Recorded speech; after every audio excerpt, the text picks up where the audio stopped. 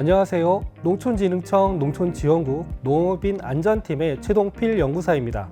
2024년 1월 27일부터 중대재해처벌 등에 관한 법률, 약칭 중대재해처벌법이 5명 이상이라는 모든 사업장에 적용되었습니다.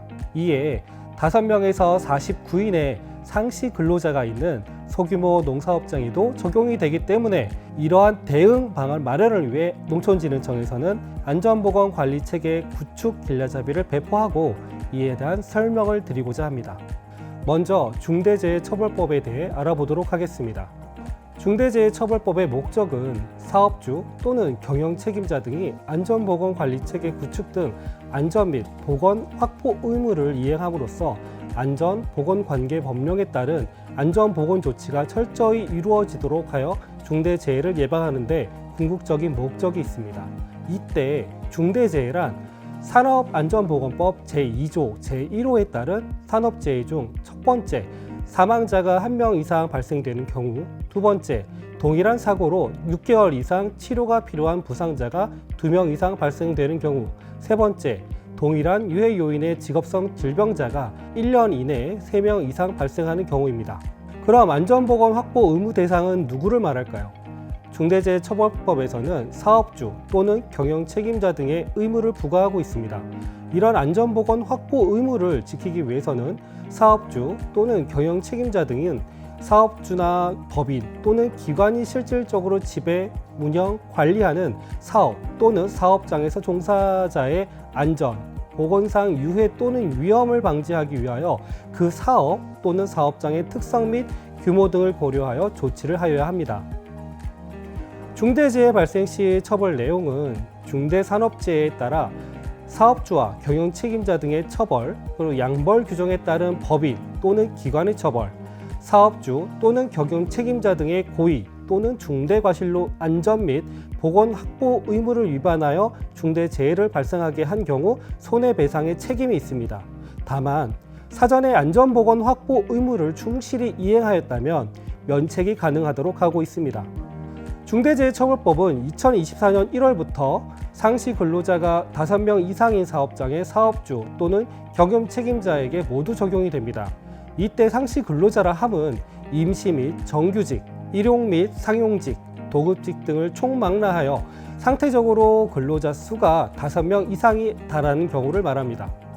상시 근로자 수 산출 방법은 사용 근로자 연 인원수의 사용 일수를 나눠서 구하고 있습니다. 첫 번째 예로 중대산업재해가 2024년 9월 15일에 발생하였다면 그로부터 한 달 이전 동안 가동 일수가 20일 동안이고 이 기간 동안 사용 근로자의 인원이 132명인 경우 상시 근로자 수는 6.6명으로 상시 근로자 5명 이상이 적용이 되기 때문에 중대재해처벌법의 대상이 됩니다.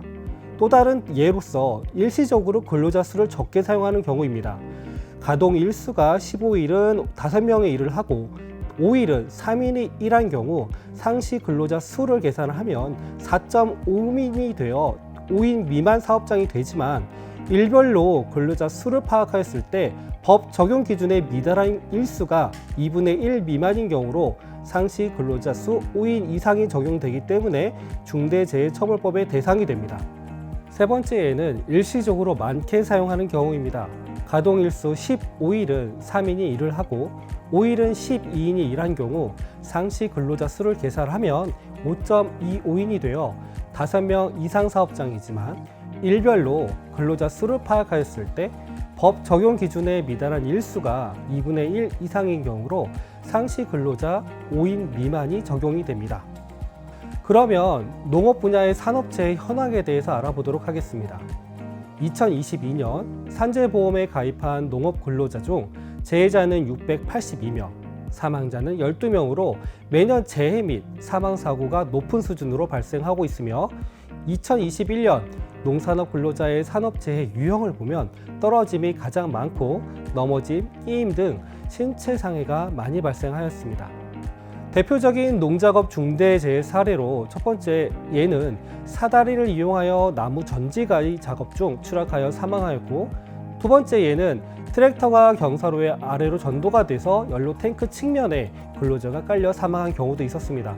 또 다른 예로는 상토 혼합 분배기를 이용하여 작업하던 중 회전날에 끼어 사망한 경우도 있었고요. 네 번째 예로는 양돈 농사업장에서 정화조 내부 청소 작업 중 황화수소에 중독이 되어 사망한 사례 등도 있었습니다. 그렇다면 중대재해처벌법에서 요구하는 안전보건 확보 의무 준수 활동을 위해서는 안전보건관리 체계를 어떻게 구축하면 되는지 알아보겠습니다. 안전보건관리 체계의 구축과 이행이란 일하는 사람의 안전과 건강을 보호하기 위해 기업 스스로 위험 요인을 파악하여 제거, 대체 및 통제 방안을 마련하고 이행을 하고 이를 지속적으로 개선하는 일련의 활동을 말합니다. 안전보건관리 체계의 구축을 위한 핵심 요소로 경영자 리더십, 위험 요인 파악부터 평가 및 개선 등이 있으며 이에 대해 차례로 알아보도록 하겠습니다. 핵심 요소 첫 번째입니다. 경영자 리더십에서는 경영자가 안전보건에 대한 의지를 밝히고 목표를 정하여 예산을 부여하고 구성원의 권한과 책임을 정하고 근로자의 참여 독려를 해야 합니다. 핵심 요소 두 번째입니다.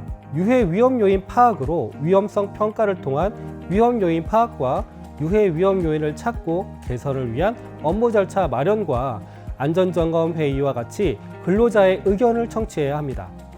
핵심 요소 세 번째입니다. 유해 위험 요인 제거, 대체 및 통제에서는 위험 요인을 제거, 대처하거나 통제할 수 있는 방안을 마련할 때에는 사람은 실수하고 기계는 고장날 수 있다는 점을 특히 유의해야 합니다. 각 요인에 따라 가장 효과가 좋은 위험 요인 제거부터 효과가 가장 낮은 개인 보호까지 각 요인별로 복수의 방안을 검토해야 합니다. 예를 들어 병충해 방제의 경우 위험 요인이 농작물 농약 살포 작업 중 중독이라면 공학적 통제로 드론을 이용해서 노출 시간 최소화, 관리적 통제로 방제기구 점검, 비상 상황 시 농약을 씻을 수 있는 물의 비치, 보호구 방안으로는 농약 방제복 및 활성탄이 들어간 마스크 등을 착용 방안으로 마련을 해야 합니다. 핵심 요소 네 번째로 비상조치 계획 수립을 위해 재해 발생 시나리오별 조치 매뉴얼을 수립하고 주기적으로 훈련을 하도록 해야 합니다. 핵심 요소 다섯 번째는 안전보건 관리 체계는 소속 근로자뿐만 아니라 사업장 내 모든 구성원의 안전보건 확보를 위해 도급, 용역, 위탁 근로자를 포함하여 유해 위험 농작업과 물질에 대한 정보 전달 및 현장에서 안전 확보를 위한 안내 및 교육 등을 하여야 합니다.